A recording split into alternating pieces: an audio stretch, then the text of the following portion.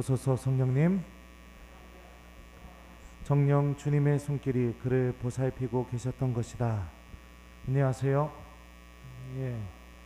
오늘 복음에서 보면 주님의 손길이 세례자 요한을 보살피고 있었다 라고 알려줍니다. 근데 그러면 세례자 요한을 보살피고 있었던 정확한 내용이 무엇일까요? 무엇을 두고 주님의 손길이 세례자 요한을 보살피고 계셨다 라고 오늘 복음이 말하고 있는 걸까요? 오늘 복음의 내용을 보면 제가 얘기했었죠? 복음을 여러분들 읽으실 때는 항상 왜라는 것을 생각하면서 읽어야 하느님의 말씀이 잘 들리게 됩니다. 오늘 복음을 보면은 복음에서 가장 핵심적인 내용은 스가랴와 엘리사벳은 아기의 이름을 무엇이라고 지으려고 했었죠? 1번 요한, 2번 베드로, 3번 김재덕. 자, 몇 번? 네? 1번입니다. 요한이라고 지으려고 했었습니다. 그죠? 사람들이 스가랴라고 붙이려고 했는데 그때 당시의 문화에는 가족들 중에 있는 이름을 새로 태어난 아기에게 붙여주는 게 당시의 문화였던 것 같아요. 오늘 복음 내용을 보니까 우리하고는 좀 다르죠. 중요한 것은 모든 사람들이 상식적이고 아주 합리적으로 생각하는 방법으로 아기의 이름을 붙이려고 하는데 아기의 이름을 스가랴와 엘리사벳은 너무나 이상한 방법으로 요한이라는 이름으로 붙이려고 합니다. 이게 바로 주님의 손길이 세례자 요한을 보살피고 있었던 사건이라는 것을 우리가 알 수 있죠. 애 이름 하나 짓는 게 왜 주님의 손길이 애를 그 세례자 요한을 보살피고 있는 것인가 라고 여러분들 생각할지 모르겠지만 요한이라는 이름은 누가 알려준 이름일까요? 1번 가브리엘 천사, 2번 베드로 사도, 3번 김재덕. 자, 몇 번? 몇 번? 네, 맞아요. 가브리엘 천사가 알려준 이름입니다.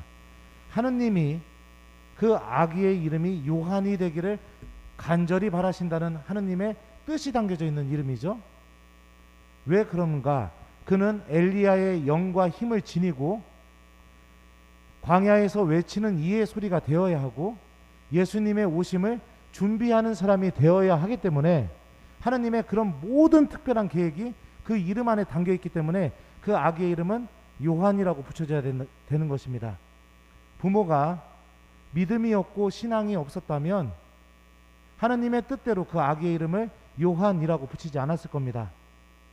자신이 생각하는 그동안 이성적인 판단과 삶의 경험을 통해서 얻어진 그런 지혜, 이거에 비추어서 아이의 이름을 지으려고 했을 것이지 절대로 하느님께서 원하시는 방법대로 이름을 붙이려고 하지 않았을 것이죠. 그러니까 엘리사벳이 잠시만요. 내가 어디까지 했는지 까먹었어요. 엘리사벳이 안 됩니다. 아기의 이름을 요한이라고 해야 됩니다. 라고 이렇게 사람들한테 이야기했던 거. 그리고 스가랴도 글 쓰는 판에다가 그의 이름은 요한이라고 썼던 것은 단순히 아기의 이름을 하나 짓는 그런 수준이 아니라 하느님께 대한 온전한 신앙 고백이 그 안에 담겨져 있다고 볼 수 있죠.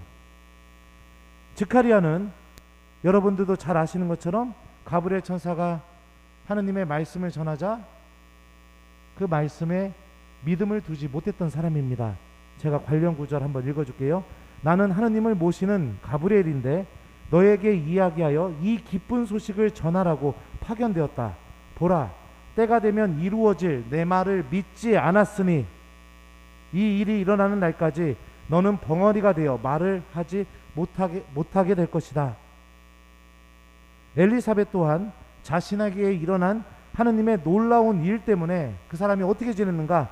5달 동안 숨어서 지냈다고 루카복음은 이야기합니다. 그 뒤에 그의 아내 엘리사벳이 잉태하였다.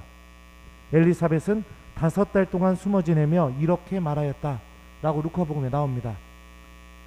벙어리가 되게 해서 하느님이 침묵 안에 스가랴가 머물게 만드셨었고 엘리사벳 안에서 놀라운 일이 시작되게 되자 하느님께서는 엘리사벳이 사람들로부터 떨어져 나가서 자기 혼자 홀로 하느님의 시선 안에 머무르는 삶을 5달 동안 지내게 했습니다.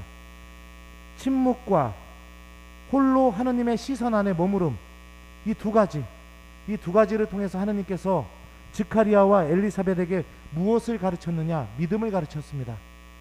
하느님의 말씀이 반드시 이루어진다는 믿음, 그리고 그 말씀에 순명해야 된다는 그런 그 신앙인의 자세를 가르쳤죠. 그러자 결국에 그들은 오늘 복음에 나오는 것처럼 아기의 이름은 요한이라고 이렇게 짓게 됩니다. 하느님의 손길은 침묵과 홀로 하느님의 시선 안에 머무르는 시간 안에서 아주 특별하게 우리들과 함께 작용합니다.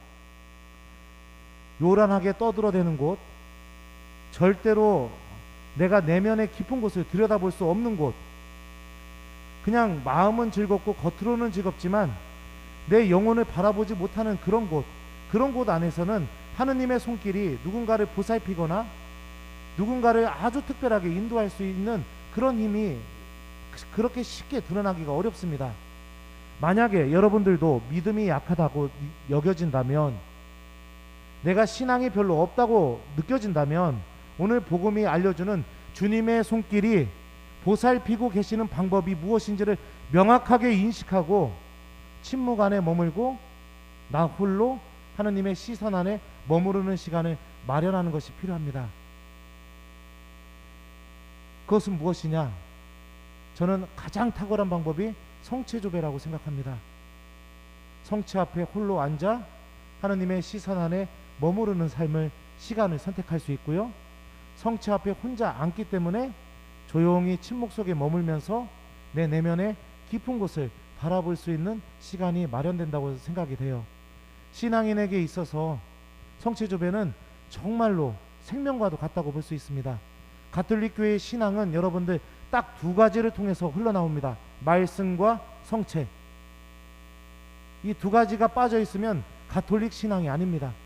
아무리 하느님의 이름으로 모였다 하더라도 하느님의 말씀을 듣고 성체 앞에 머무르고 성체를 모시는 삶, 이 2개를 중요하게 여기지 않는다면 가톨릭의 신앙은 그 사람 안에서 절대로 자라날 수가 없습니다. 그러니 우리 모두 예수님을 맞이할 가장 탁월한 방법이 무엇이냐? 오늘 복음이 알려주죠. 침묵과 하느님의 시선에 홀로 머무르는 시간을 마련하는 것.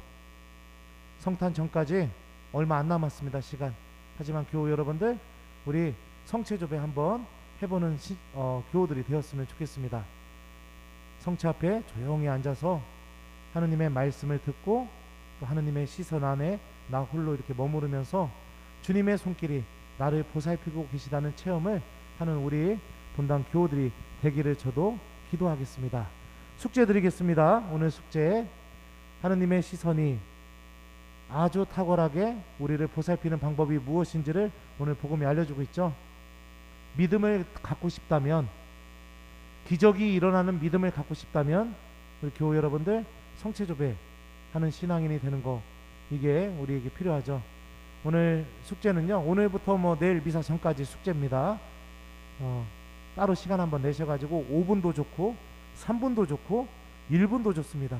성체 앞에 조용히 앉으셔서 성체조배 한번 해보는 시간을 꼭 가져봤으면 좋겠습니다. 시간이 너무 없으시다면 미사에 조금만 더 일찍 오셔가지고 조용히 성당 안에 앉아서 이렇게 하느님과 시간을 좀 가져보는 거, 이거를 숙제로 드리도록 하겠습니다. 주님의 손길이 여러분들을 보살피고 계시다는 것을 분명히 체험하게 될 겁니다.